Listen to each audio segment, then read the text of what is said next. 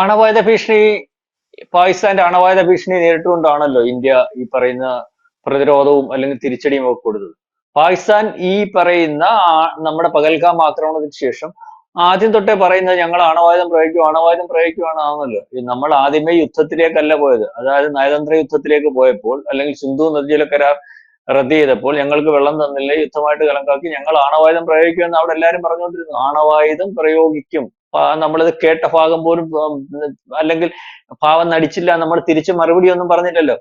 ലോക രാജ്യങ്ങളും ഉറ്റുനോക്കിക്കൊണ്ടിരിക്കുന്ന ഇന്ത്യയെ പോലുള്ള രാജ്യം, പാകിസ്ഥാനെ പോലുള്ള രാജ്യം, അങ്ങോട്ടും ഇങ്ങോട്ടും രണ്ട് രാജ്യങ്ങൾ തമ്മിൽ, ആണവായുധങ്ങളുള്ള രാജ്യങ്ങൾ തമ്മിൽ ഒരു യുദ്ധം ഉണ്ടായാൽ ആ യുദ്ധത്തിന്റെ പരിസമാപ്തി എങ്ങനെയാകും? അല്ലെങ്കിൽ പാകിസ്ഥാനെ പോലെയുള്ള ഒരു രാജ്യം ആണവായുധം പ്രയോഗിക്കാൻ സാധ്യത കൂടുതലുള്ള രാജ്യമാണ്. അതുകൊണ്ടാണ് ഇറാനെ പോലുള്ള രാജ്യത്ത് ആണവായുധം ഉണ്ടാക്കുന്നതിനും അതിനു വേണ്ടിയുള്ള ശ്രമം നടക്കുമ്പോഴും ലോക രാജ്യങ്ങൾ അത് വേണ്ടാന്ന് തീരുമാനിക്കുന്നത്.